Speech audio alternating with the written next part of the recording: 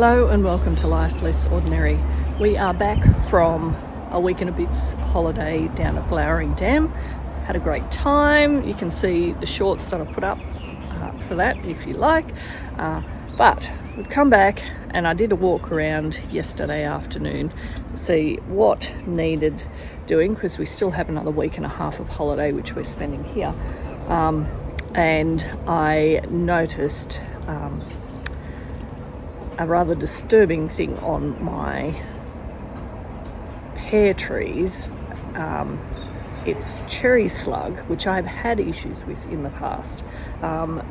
So what my plan is to do is to chop back all of the leaves, because that's what's been affected by the cherry slug, before it starts moving on to more trees.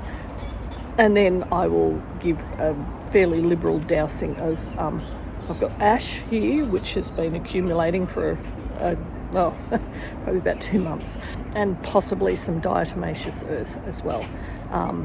So anything that I chop off will go to the chickens over here, so they can just eat it. The other thing we're doing before it gets too hot is just collecting up all the sticks that have, as we've been dumping stuff into the chicken run, collecting up all of the sticks and putting them into a little burn pile that we've got down there. But standing here, looking here, I have had very little luck with these being watered while we're away. So I've lost all of my zinnias by the looks of it. Yes, I've lost all of my zinnias. The sunflowers are doing okay, and I do have some pumpkins down there that seem to, these probably actually got a bit of water from when it rained, but these didn't. Anyway, that's what happens when you go on holidays. All of the animals are growing, everything else is fine, but I'm going to get down the back and get going on these leaves that are affected by cherry slug. And while some of this might look like a bit of a mess, we've come home to rows of happy snapdragons. Some nice colours.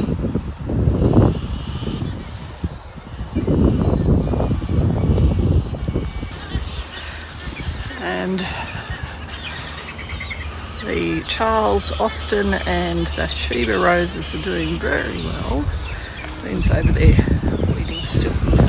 But here are my pear trees. This one looks not too bad, but I've just noticed some just coming on now. So these I need to get on top of before they become like this one. So this is what it does. So you can still see that there are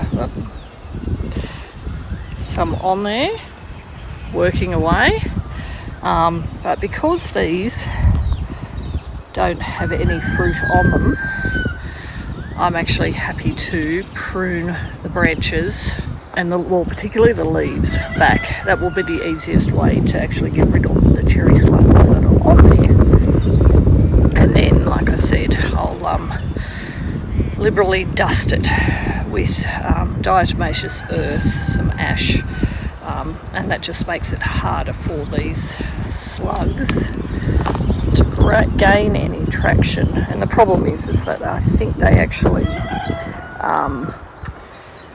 live in the soil or make their way up from there. So we want to try and deal with that.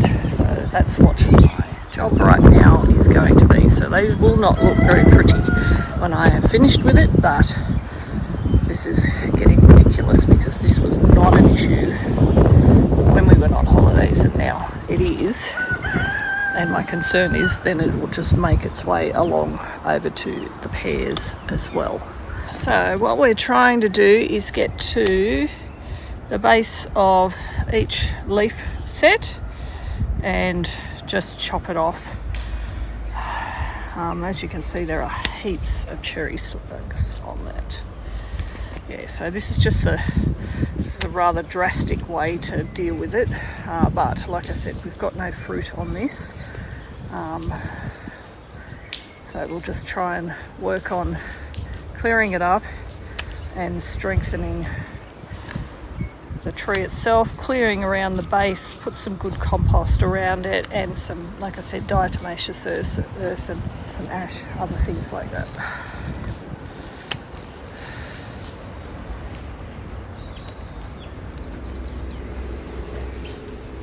Good job.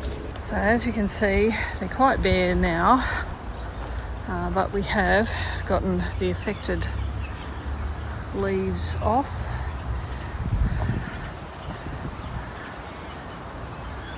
And it is about to rain on and off today, so I won't put the diatomaceous earth on now because it'll just get washed away. But that's that done, that job. And thankfully it hasn't, we had a check, hasn't moved across. But thanks for joining us as we live our life less ordinary.